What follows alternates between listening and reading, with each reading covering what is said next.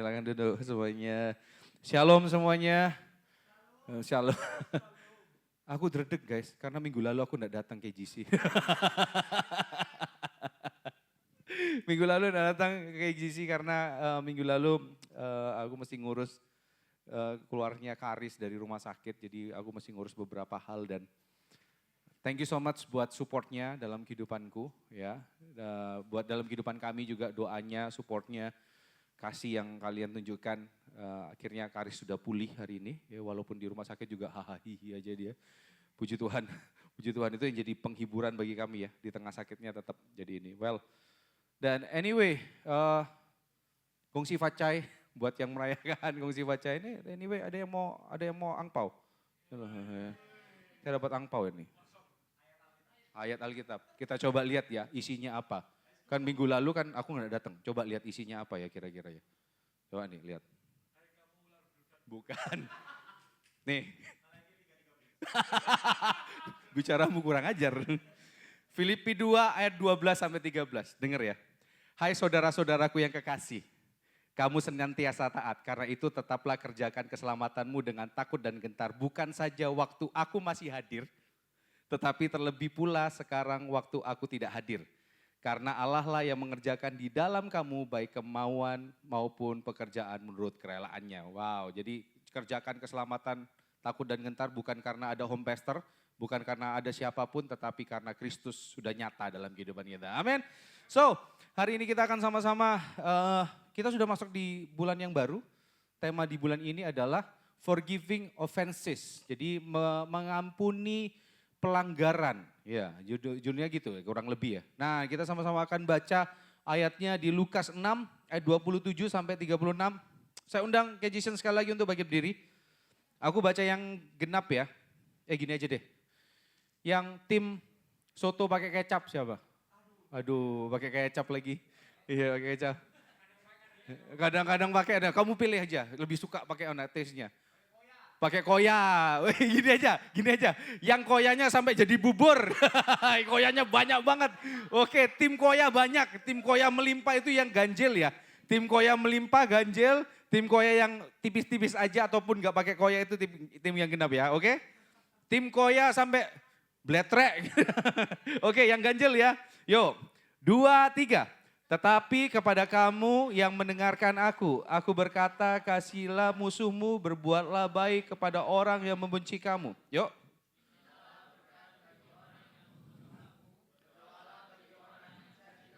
Barang siapa menampar pipimu yang satu, berikanlah juga kepadanya pipimu yang lain. Dan barang siapa yang mengambil jubahmu, biarkan juga ia mengambil bajumu. Berilah kepada setiap orang yang meminta kepadamu dan janganlah meminta kepada orang-orang yang mengambil kepunyaanmu. Dan sebagaimana kamu kehendaki supaya orang perbuat kepadamu, perbuatlah juga demikian kepada mereka. Dan jikalau mengasihi orang yang mengasihi kamu, apakah jasamu? Karena orang-orang berdosa pun mengasihi juga orang-orang yang mengasihi mereka. Sebab jikalau kamu berbuat baik kepada orang yang berbuat baik kepada kamu, apakah jasamu? Orang-orang berdosa pun berbuat demikian. Dan jikalau kamu meminjam sesuatu, karena kamu berharap akan menerima pada, apakah jasamu? Orang-orang berdosa pun meminjamkan kepada orang-orang berdosa, supaya mereka menerima banyak. Tetapi kamu kasihilah musuhmu dan berbuatlah baik kepada mereka. Dan pinjamkan mengharapkan balasan. Maka upamu akan besar dan kamu akan menjadi anak-anak Allah yang maha tinggi.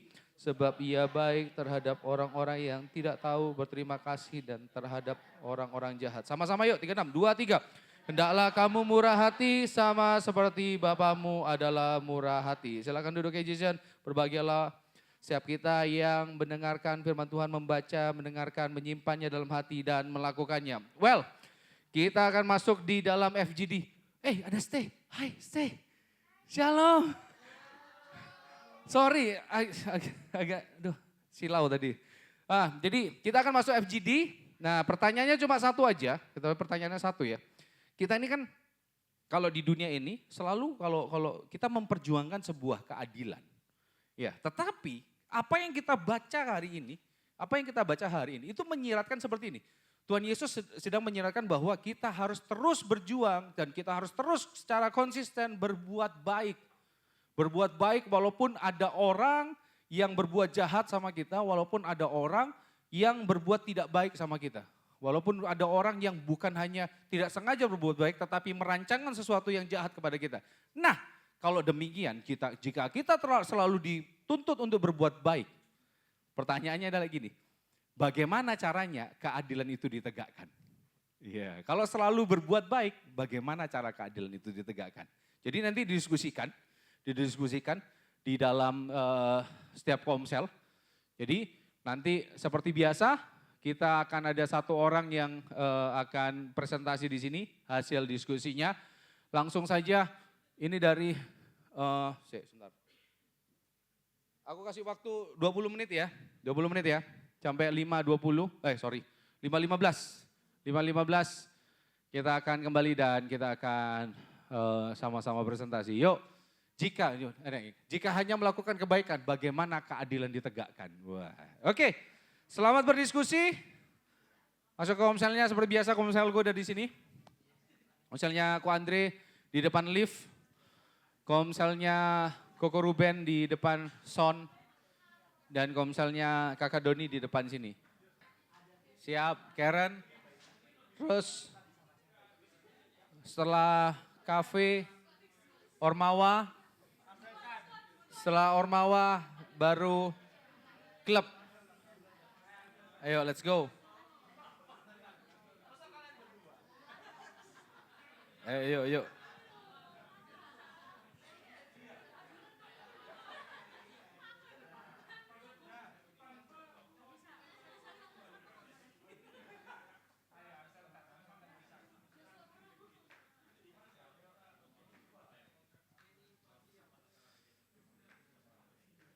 Oke, dari Ormawa, mana? Batako, Dante, dari Cafe Karen, dari Ormawa Arseltan. Hah? Arseltan lah. Nggak, aku mau Arseltan sini. Arseltan ya wis lah. Sini. Arseltan. Dari klub siapa? Kalian bertiga maju. Malah debat di sini kalian nanti. Kalian paling sedikit tapi paling berat kayaknya pembahasannya.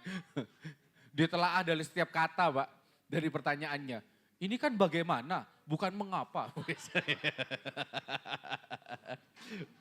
Oke, mana Dante nih? Pertanyaannya apa dulu nih? Duduk persoalannya gimana? Oke, mana Dante Ki? Pastor Dante mana? Ko Dante.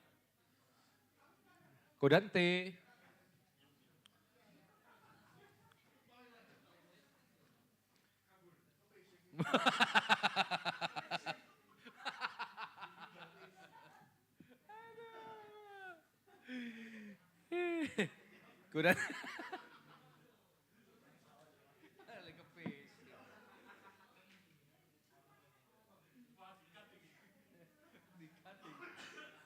Cutting ya. Kepasang ke lakuan.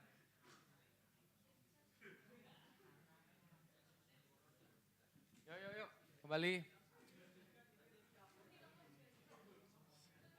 Ini rasanya adem banget lihat Adriano sama Karen ini diskusi soal kebenaran firman itu. Adem banget ini. Ada shalom rasanya dalam hati. Apa?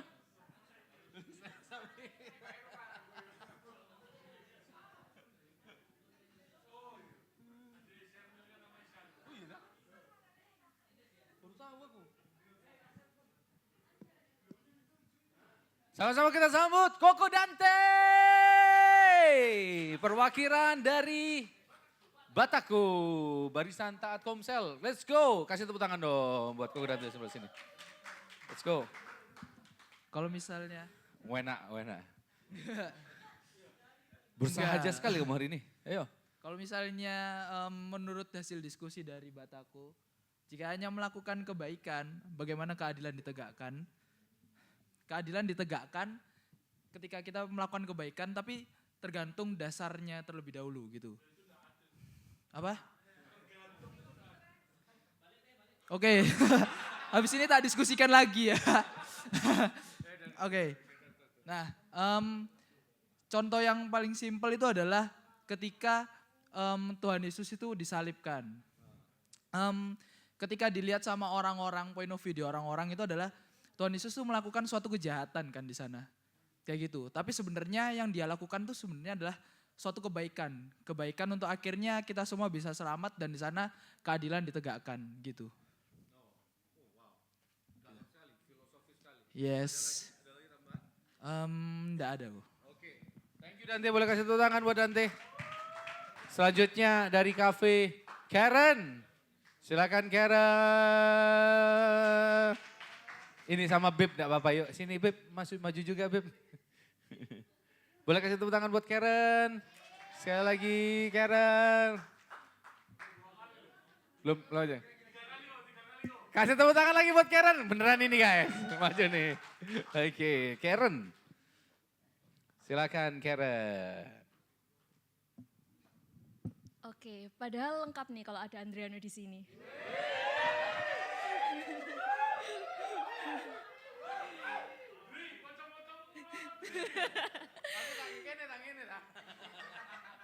Tapi ya udah, semoga ini sesuai ya sama cukup mewakili ya. Jadi tadi itu kita sudah mendengar kesaksian dari mamanya Yosua yang luar biasa.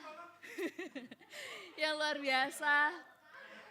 Dan dari kesaksian itu kita juga menyimpulkan beberapa hal. Jadi dari kesaksian itu yang perlu dilakukan adalah kita tuh harusnya melakukan bagian kita dan tetap berbuat baik.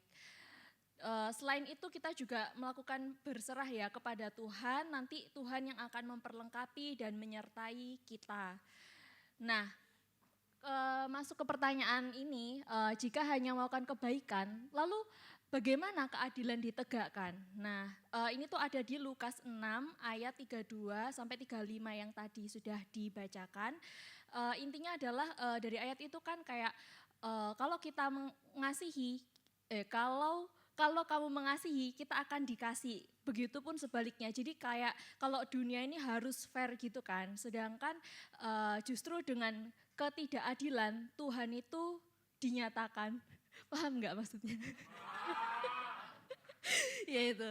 Jadi gitu sih, memang di dunia ini semuanya tidak fair, tapi dengan ketidakfairan ini intinya adalah semuanya kita serahkan kepada Tuhan dan biarlah Tuhan yang menyatakan keadilan untuk kita semua. Terima kasih. Kita lakukan bagian kita dan kiranya Tuhan yang bekerja ya di dalam tindakan kasih kita, dalam keputusan kita mengasihi Tuhan yang bekerja. So good. Selanjutnya dari Arseltan. Wey. Sama-sama kita sambut, kasih tepuk tangan dong buat Arsel.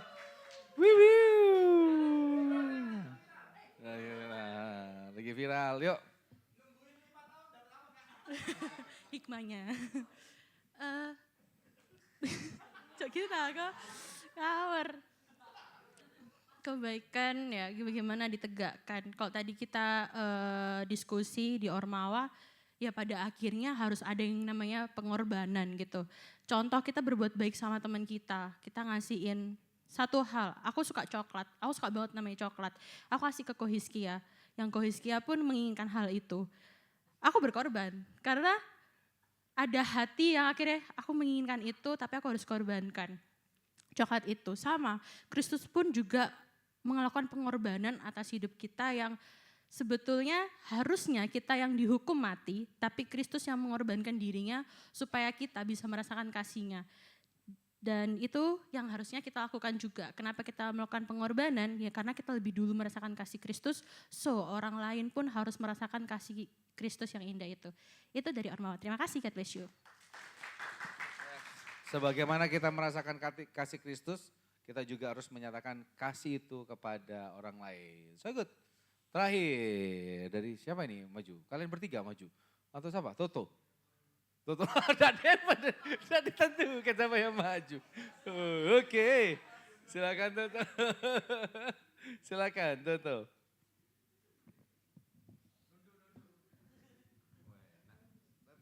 Oke. Jadi dalam diskusi tadi. Sebelum bisa tahu jawabannya, yang perlu diketahui itu apa itu keadilan. Nah, jadi keadilan di sini kita ngambil dari dua sisi. Pertama dari sisi hukum dulu. Keadilan itu apa? Mumpung tadi ada orang hukum dan ada politisi di sini, gitu. Jadi yang secara hukum adalah bertemunya kemanfaatan dan kepastian. Jadi sebuah hal yang 100% bermanfaat dan 100% pasti, benar-benar pasti gitu. Dari berbagai sisi. Terus dari sisi Alkitab itu menerima sesuai dengan kapasitasnya. Nah, jadi selain itu kita juga harus tahu kebaikan ini itu apa. Nah, kebaikan ini kita kalau dibahas dari ayatnya tadi adalah fokusnya tentang kasih. Berarti kasih ini kalau dari sudut pandang manusia itu kan kasih itu kan ya membantu apa segala macam. Tapi sebenarnya kasih itu kan bagaimana kita melakukan sebuah kasih itu dengan hikmat. Garis bawahnya di situ hikmat. Nah, ada juga dulu pernah ada sebuah pertanyaan di Komsel Club, yaitu apakah kasih menghilangkan konsekuensi? Mau dijawab? Oke, jadi ada banyak sekali pembahasan tentang kita sebagai seseorang yang misalnya punya kuasa akan hukum itu, kita melakukan sesuatu dengan extra miles. Nah, terus bagaimana dong caranya untuk ini? Ya kata-kata paling simpelnya mungkin menghilangkan conflict of interest, tapi itu aja nggak cukup sebenarnya, itu nggak lengkap. Tapi tentang menghilangkan variabel keadilan dari konsep manusia. Jadi keadilan manusia itu kan ya yang kita pahami saat ini ya, gimana sih keadilan hukum. Cuman kan banyak banget ada kata-kata hukum yang sebenarnya atau hukum yang palsu atau keadilan yang palsu gitu kan. Nah, ini mungkin bagaimana kita menghilangkan konsep keadilan itu sendiri, terus kita menerima konsep keadilan dari Tuhan dulu. Jadi balik lagi dengan kita melakukan sesuatu dengan hikmat dan menerima konsepnya dari Tuhan dulu gitu sih. Thank you. So, melakukan segala sesuatu dengan hikmat dan jangan lupa kita menerima kasih yang sejati dari Tuhan. Well, siapa yang setuju dengan saya bahwa ayat yang kita baca ini sangat berat? Betul. Berat pol banget. Waktu aku nyiapin ini juga, ngawur, berat sekali. Jujur, berat sekali. Apakah aku bisa melakukan ini? I don't think so. Tetapi kalau hari ini, ayat ini nyampe ke kita, ada sesuatu yang Tuhan akan ubahkan dalam kehidupan kita kan. Ada sesuatu yang akan Tuhan sampaikan dalam kehidupan kita. Nah, kalau secara aku lihat ya, dan aku telaah. Satu perikop ini, itu dibagi jadi 2 bagian guys. Ya, 2 bagian nih. Jadi ayat 26 sampai ayat 30 itu kayaknya mode bertahan. Mode defense. Coba lihat ya. Dengarkan gini, kasihlah musuhmu, berbuatlah baik kepada yang membenci kamu. Mintalah berkat bagi yang mengutuk kamu, berdoalah bagi orang yang mencaci kamu. Ya kan? Kayak ya defense saja. Tampar pipi kiri, kasih pipi yang sebelahnya. Kalau ada yang minta baju, kasih juga jubahmu. Semuanya dikasih. Dan ini itu benar-benar Tuhan Yesus tidak serta-merta terus munculin sebuah pengajaran seperti ini. Waktu itu relate banget Pak. Relate banget. Karena apa? Bangsa Israel waktu itu berada di dalam penjajahan bangsa Romawi. Dan itu yang mereka alami. Baju mereka diminta, tiba-tiba mereka ditampar, tiba-tiba mereka dibenci sama orang Romawi. Lu itu relate banget. Dan Tuhan Yesus bukan gini. Tuhan Yesus sudah bilang gini, hei bangkit, lawan orang Romawi. Angkat pedangmu, mata bajakmu asah jadi pedang. Enggak gitu, bayangin. Tapi gini, ini relate banget. Ini bukan sebuah pengajaran yang tiba-tiba dimunculkan dan wah bagus sekali ya. Ini filosofis sekali, enggak. Itu benar-benar terjadi guys. Nah, luar biasanya. Ayat 31 sampai ayat yang ke-36 itu modenya ofensif. Modenya itu adalah menyerang. Perhatikan ini yang menurutku paling gokil ya, ayat 31. Dan sebagaimana kamu kehendaki supaya orang perbuat kepadamu, perbuatlah juga demikian kepada mereka. Dalam artian gini, ada orang yang bencenopol, menyebalkan bagi kita. Kita berharap orang itu menghormati kita, Kita harus memberikan penghormatan itu dulu pada orang itu. Anggap ya, contoh nih, orang ini ya, satu orang ini itu sangat tidak menghormati kita. Memandang remeh kita, menginjak-injak hak kita dan segala macam. Tetapi kita harus menjunjung tinggi haknya, kita harus menghormatin dia. Kita harus benar-benar kasih yang terbaik buat dia. Kan itu yang kita harapkan. Lu kok gak ngasih hormat sih sama aku? Kan kita mengharapkan penghormatan dari orang itu. Tuhan Yesus bilang, apa yang ingin orang lain perbuat kepadamu, perbuatlah itu. Dan itu konteksnya adalah untuk orang yang menyebalkan pada kita. Wah, ini berat sekali, berat lagi. Belum lagi ya, minggu lalu Doni menyampaikan hal yang sangat baik. Kita punya natur dosa, di mana natur dosa tersebut membawa kita hidup untuk diri kita sendiri. Lah boro-boro mau berbuat baik. Gak usah ngomong yang mode offense deh, mode defense saja. Mode defense saja. Aduh, enggak deh kayaknya. Offense kita pasti lain. Cara kita nyerang itu pasti lain. Tetapi ini perhatikan ini guys. Kita semua, bukankah kita semua di tempat ini dipanggil untuk jadi murid Yesus? Dia bilang gini kan, di ayat yang ke-27 ngomong gini. Tetapi kepada kamu, kalian tahu enggak? Perikop ini ditulis setelah apa? Setelah Tuhan Yesus menunjuk para murid. Menunjuk para murid, 12 murid. Setelah itu kalimat berbahagia, ya, baru perintah ini. Jadi ini ditujukan kepada para murid. Kita semua murid Kristus. Sama, kita memiliki sebuah status yang sama. Kita sama-sama murid Kristus. Dan ini dia, yang luar biasanya adalah ketika kita jadi murid Kristus, kita mendengarkan apa yang Kristus perintahkan kepada kita. Tapi kita tidak punya alasan sama sekali untuk melakukan perintahnya. Alasan dari luar tidak ada, apalagi alasan dari dalam. Jelas ya, sekali lagi apa yang disampaikan Doni, aku mengiyakan. Fokus manusia ketika manusia dikuasai oleh dosa adalah apa? Fokus kepada dirinya sendiri.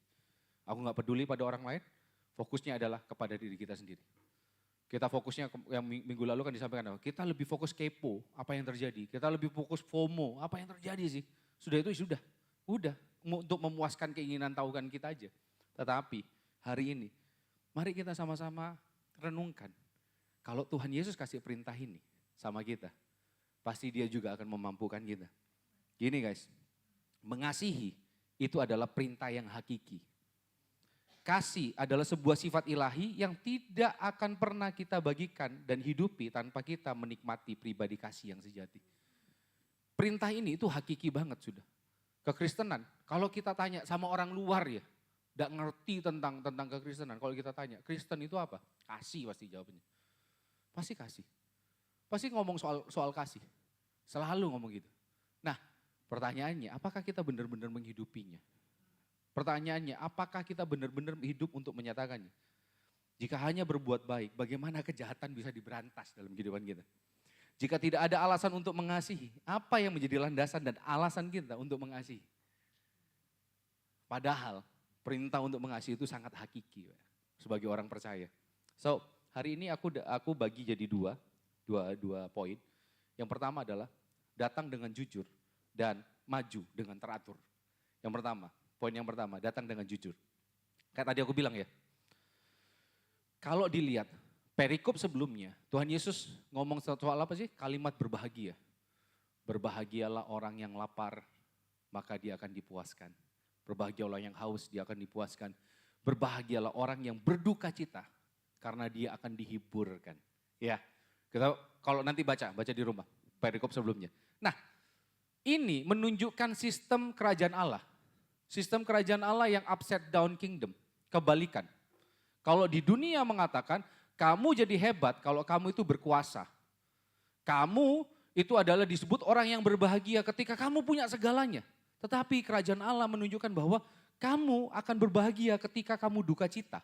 Ini menunjukkan dua hal guys, ini menunjukkan dua hal. Gini, yang pertama, ini kita menunjukkan bahwa manusia itu sama sekali benar-benar memerlukan Tuhan. Tuhan Yesus sedang menunjukkan bahwa kebobrokan, kebobrokan rohani manusia, kebobrokan hati manusia yang begitu penuh dengan duka cita ketika mereka jatuh dalam dosa, penuh dengan duka cita, penuh dengan kelaparan, penuh dengan kehausan. Tidak ada satupun yang bisa memuaskan kecuali kerajaan Allah. Dan Tuhan Yesus sedang menunjukkan, selain menunjukkan bahwa kamu gak bisa apa-apa, dan dia juga menunjukkan kabar baiknya. Aku datang untuk memberikan penghiburan dan pengharapan dalam kehidupanmu. Nah, ini dia. Kalau kita sudah tahu kebenaran ini, maka kita bisa mengambil langkah pada Tuhan dengan segala kelemahan kita. Kita datang pada Tuhan dengan segala luka dan segala ketidakmampuan kita. Sehingga Tuhan yang akan memberikan kita kekuatan dan kelegaan yang sejati. Kita harus sadar dan paham. Waktu kita menyatakan kasih pada sesama, kita pun, kalaupun kita bisa menyatakan kasih pada sesama ya, kebanyakan dari kita menyatakan kasih itu dengan penuh manipulasi. Kita melakukan kasih ini supaya kita mendapatkan itu. Kita melakukan hal ini supaya kita mendapatkan banyak hal yang lain. Buntutnya itu panjang. Buntutnya itu panjang. Tetapi gini, sadarin satu hal guys. Kita dipanggil sebagai murid. Ini juga berarti kita ini sangat jauh dari pengalaman dan kita perlu bimbingan. So, datang pada Tuhan dengan sejarah kejujuran. Kalau dipikir-pikir ya, apa sih yang kita bisa banggakan kepada Tuhan? Perbuatan baik kita? Gak bisa. Jadi datanglah kepada Tuhan dengan jujur. Datanglah dengan ngomong aja, aku gak bisa Tuhan untuk mengasihi. Coba kita sama-sama telaah ya. Waktu Daud menuliskan Mazmur, kadang-kadang Daud itu dalam keadaan kecewa loh. Kadang-kadang dalam keadaan ketakutan.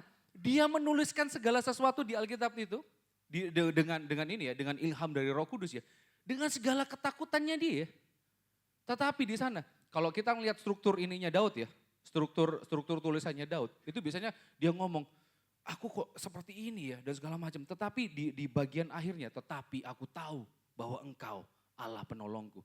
Bahwa aku tahu bahwa Engkau adalah kekuatanku. Gadamu dan tongkatmu, itulah yang menghibur aku. Itu Mazmur paling terkenal kan. Mazmur paling terkenal udah, sekalipun aku berjalan di dalam lembah kekelaman, aku tidak takut bahaya. Karena gadamu dan tongkatmu, itulah yang menghibur aku. Dia ada kegundahan yang dia sampaikan kepada Tuhan. Ada sebuah ketakutan, ada sebuah mungkin kegeraman yang dia sampaikan. Jadi datang pada Tuhan. Tuhan yang akan memberikan kekuatan pada kita.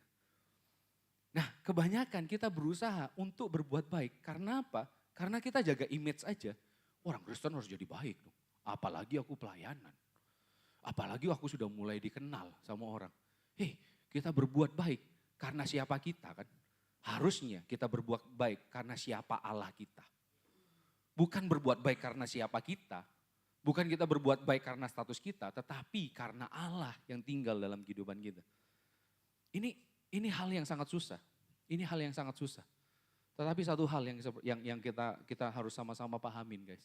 Dia Allah yang mengerti, dia bukan hanya memberikan perintah, tetapi dia menyatakan kasihnya, menyatakan kemampuannya, memberikan kita anugerah dalam kehidupan kita.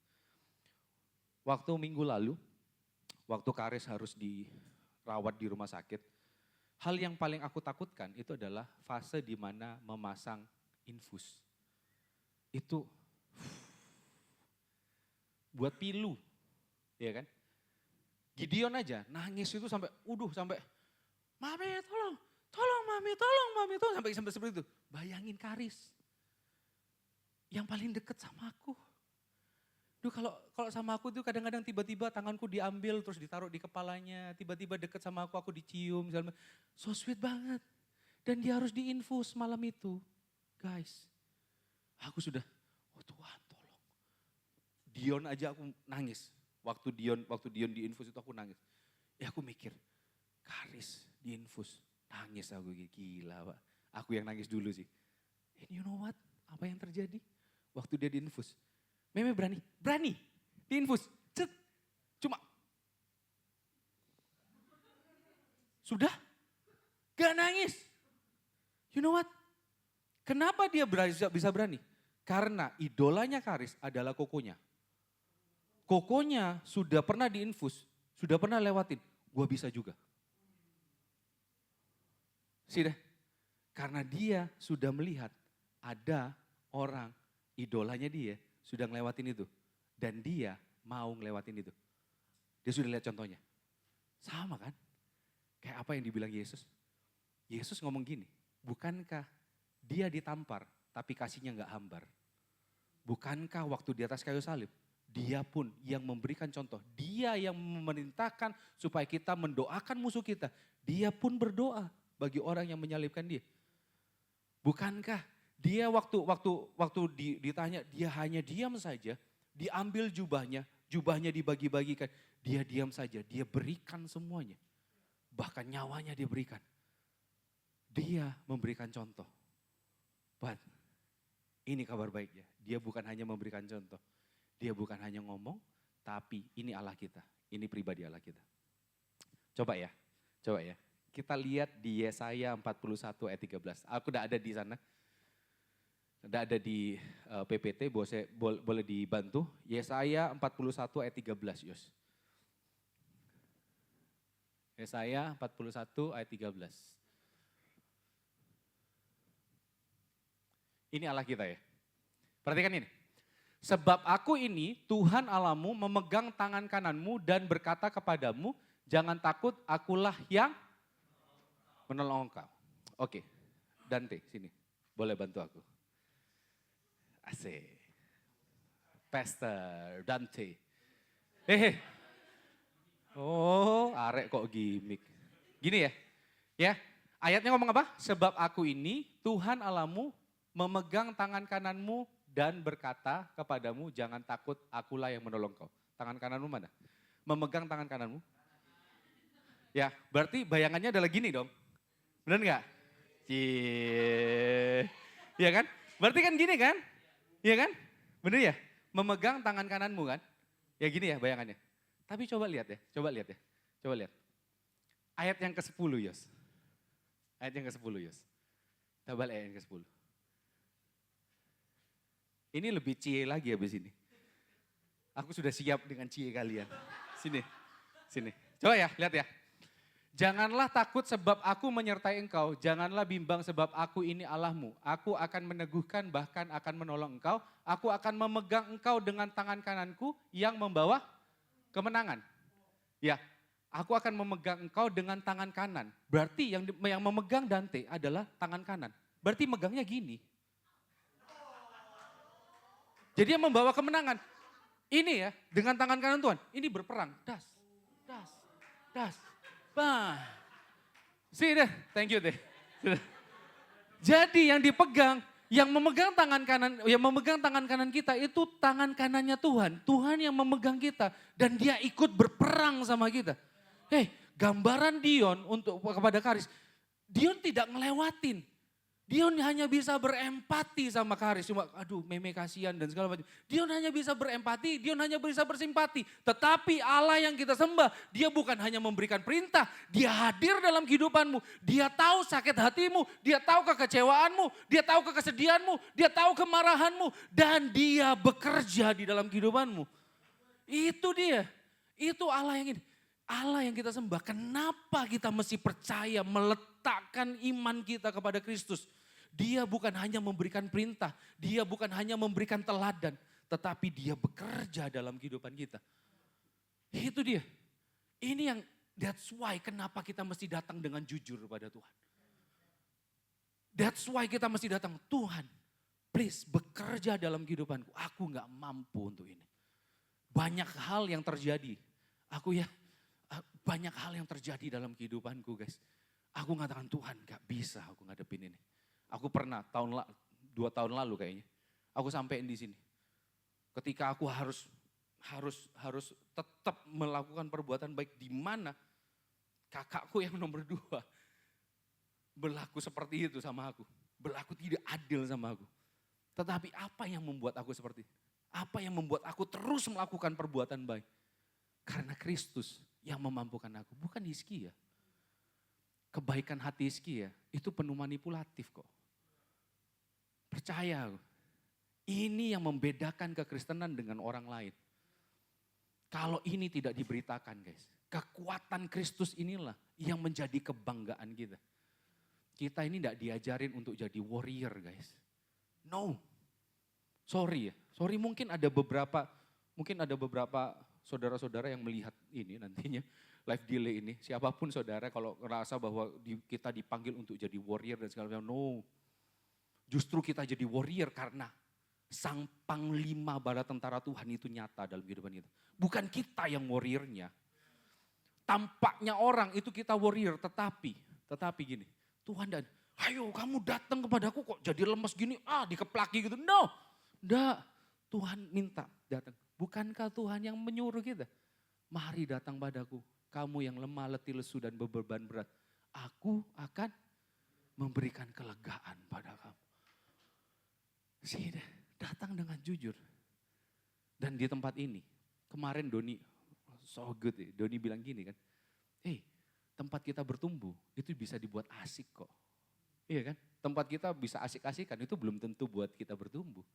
Di tempat inilah kita bertumbuh bersama.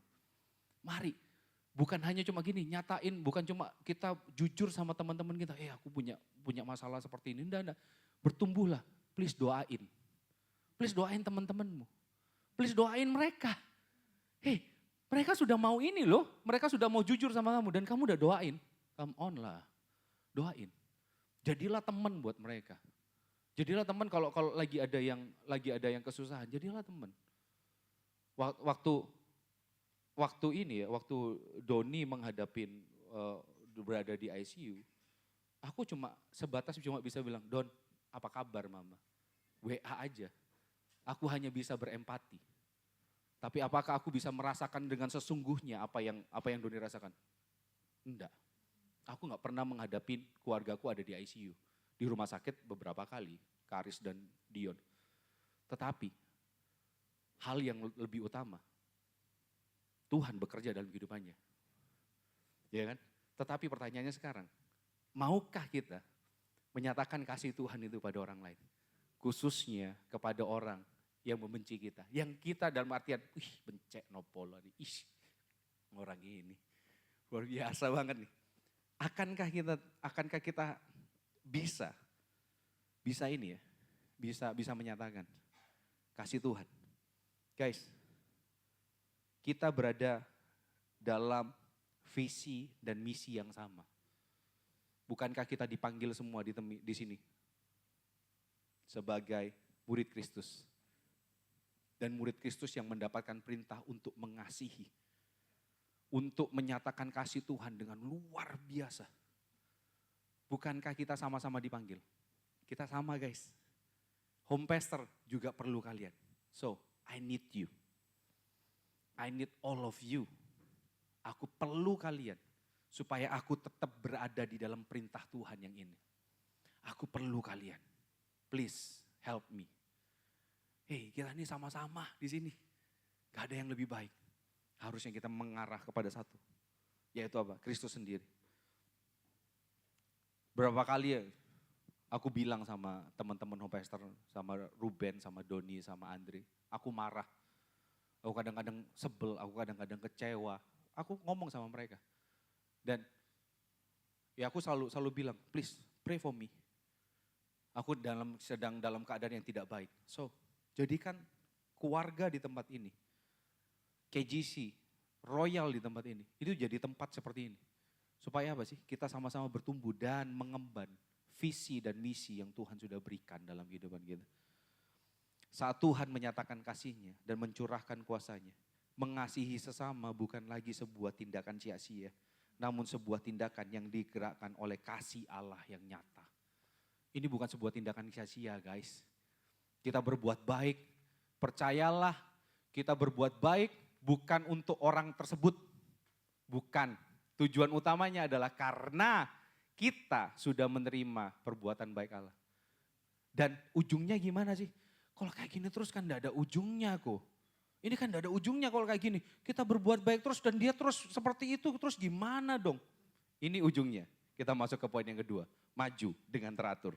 Gini, Tuhan memampukan kita untuk mengasihi, bukan berarti kita tidak akan menghadapi hal-hal yang menyebalkan. Ya, Tuhan sudah memampukan, Tuhan sudah memegang tangan kanan kita dengan tangan kanannya. Kita dilatih untuk berperang, kita dilatih untuk berbuat baik. Bukan berarti terus akhirnya hal-hal yang menyebalkan itu hilang di hadapan kita. Orang-orang yang di hadapan kita langsung kayak Thanos gitu, hilang semuanya. Enggak ada kayak gitu. Tetap ada, bahkan bisa jadi ya orang tersebut menjadi-jadi. Menjadi-jadi, wah menyebalkan, tambah menyebalkan dalam kehidupan kita. Tapi tetap kan, yang kita harus lakukan adalah maju secara teratur. Artinya kita harus secara konsisten hidup dalam kasih Tuhan dan hidup untuk menyatakan kasih Tuhan. Kita harus tetap konsisten untuk selalu jujur kepada Tuhan dan terus maju secara teratur. Ini dia, harus terus seperti itu. Jika kita gagal, datang lagi pada Tuhan, jujur lagi sama Tuhan. Dan bukan cuma jujur aja, maju dengan teratur, maju dengan teratur. Tapi mau sampai kapan kita konsisten seperti ini? Ujungnya itu seperti apa ya? Ujungnya seperti apa? Di dalam perjanjian lama, ternyata perintah ini itu pun sudah ditulis. Dan kita akan sama-sama baca. Amsal 25 ayat 21 sampai 22. Ini ya. Jikalau seterumu lapar, sama ya. Berilah dia makan roti dan jikalau ia dahaga, berilah dia minum air. Nah ini dia. Karena engkau akan menimbun bara api di atas kepalanya dan Tuhan akan membalas itu kepadamu. Wah ini kemenangan kita guys. Ada bara api di atas kepala mereka. Mereka terbakar. Enggak gitu guys. Kayak gitu. Artinya ini ya, artinya ini apa sih? Menimbun bara api di atas kepala orang lain. Apakah murka Tuhan nyata dalam kehidupan mereka? Apakah azab Tuhan dalam kehidupan mereka? Petinya penuh dengan tabung LPG. Masuk ke molen gitu. Enggak. Apakah gitu? Penuh dengan asap gitu. Apa sih? Menaruh bara api di atas kepala. Let me tell you. Ini kebenaran yang sangat baik.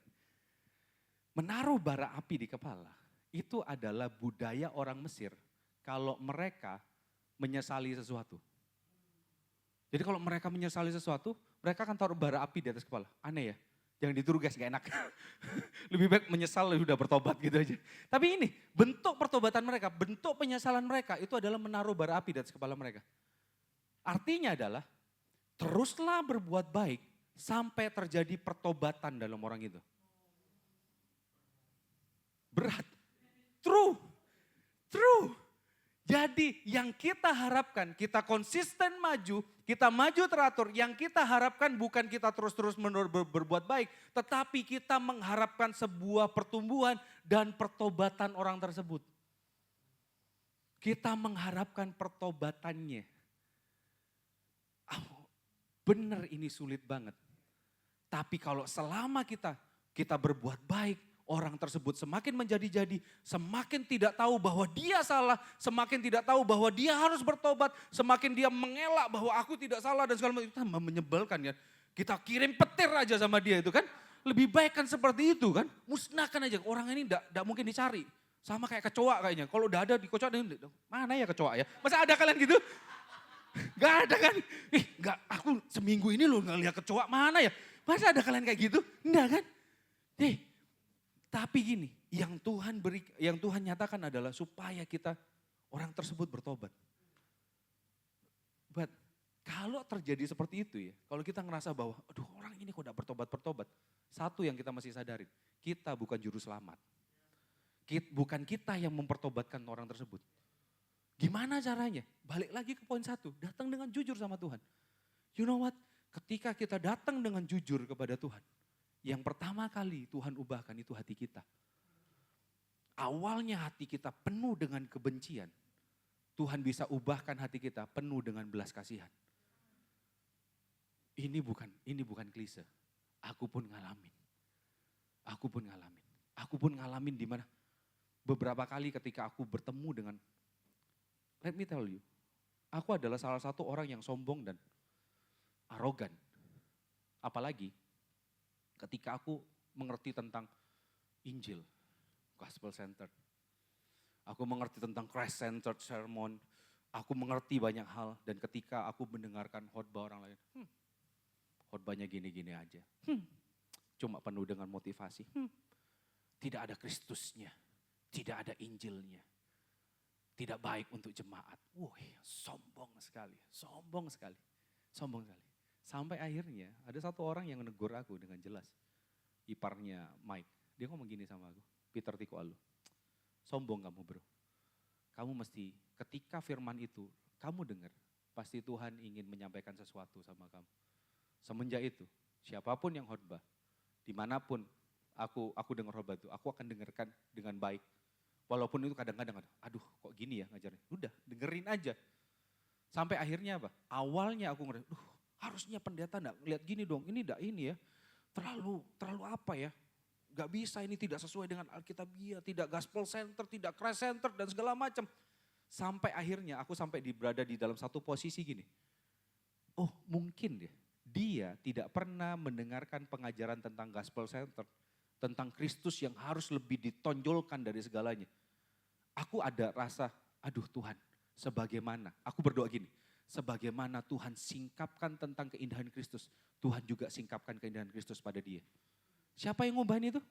Apa pengetahuanku? Apakah pengalamanku? Enggak. Ketika aku terus bergumul dengan ini, Tuhan ubahkan kesoktahuanku, kearogananku, Tuhan ubahkan dengan apa? Jadi apa? Belas kasihan sama orang itu. Aku yakin dan percaya, apa yang terjadi dalam kehidupan kita, itu pun Tuhan akan ubahkan. Sehingga apa? Kita tidak menginginkan kecelakaan orang tersebut.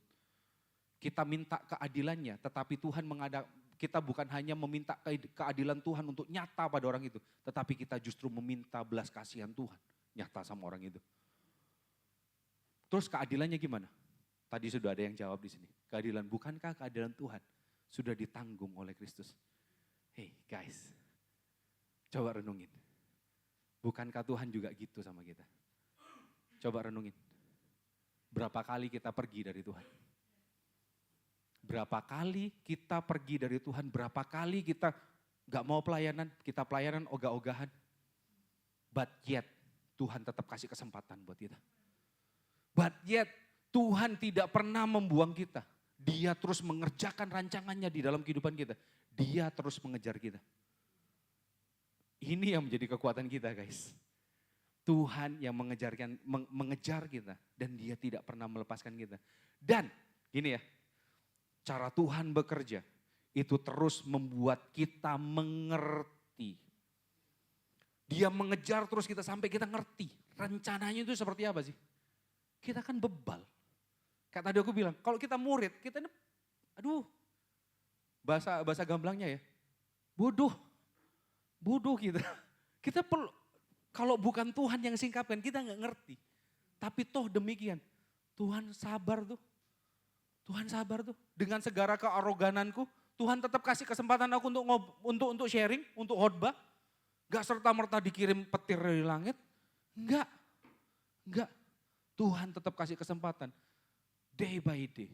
Dari setiap pengalaman, dari setiap pengetahuan, Tuhan tetap singkapkan dalam kehidupan.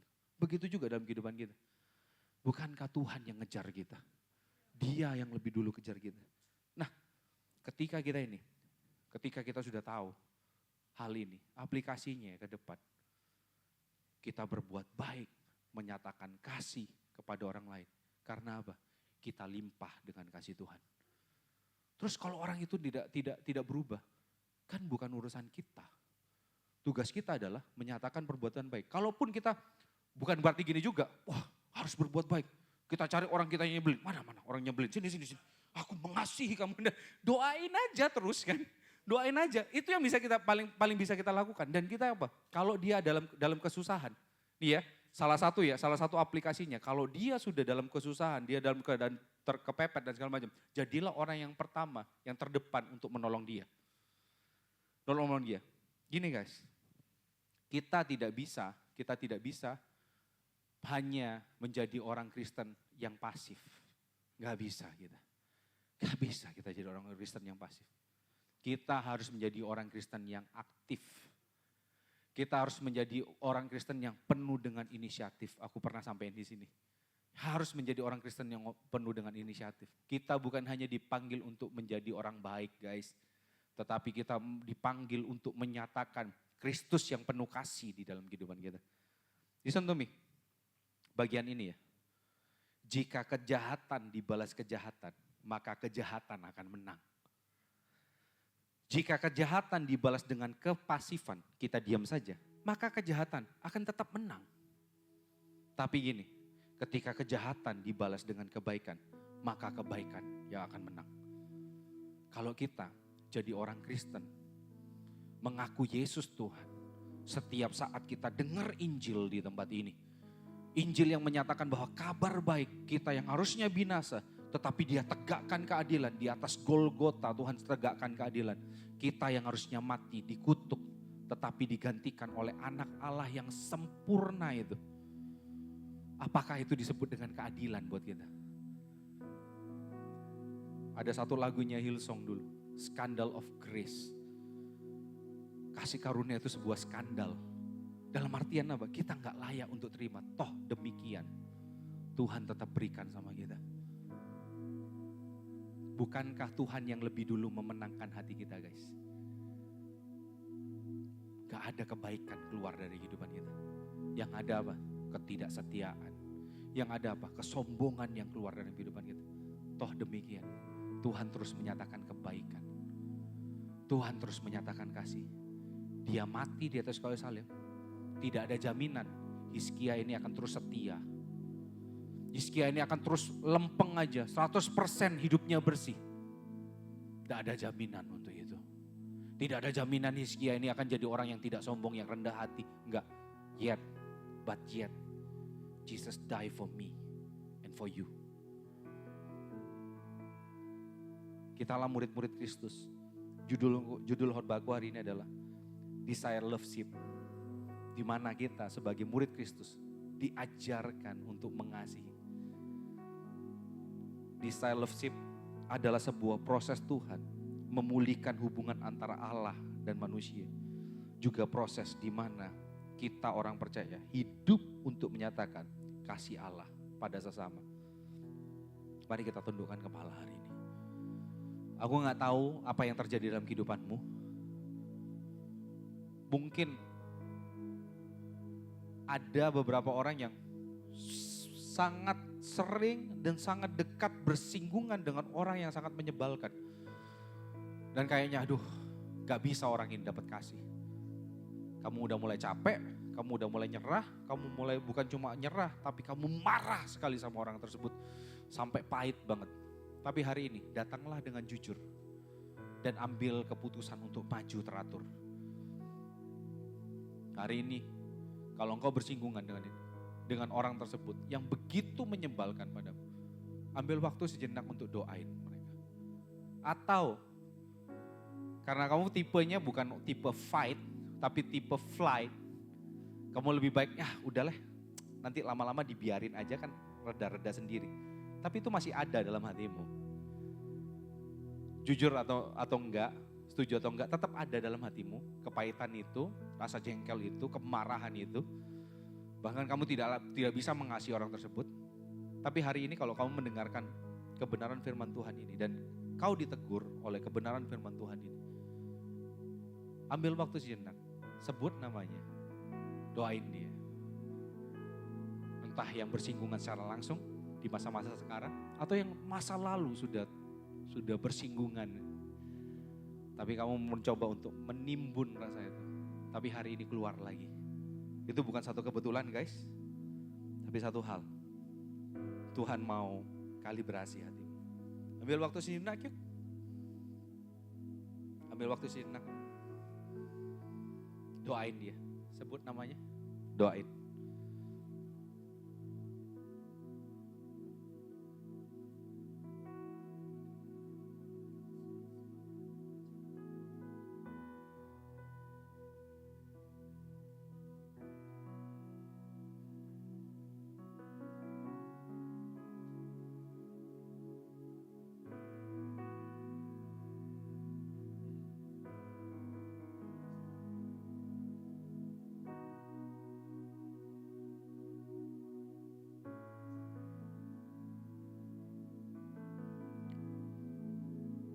Datang dengan jujur sama Tuhan. Ya. Datang dengan jujur sama Tuhan hari ini. Biarkan Tuhan bekerja dalam hidup.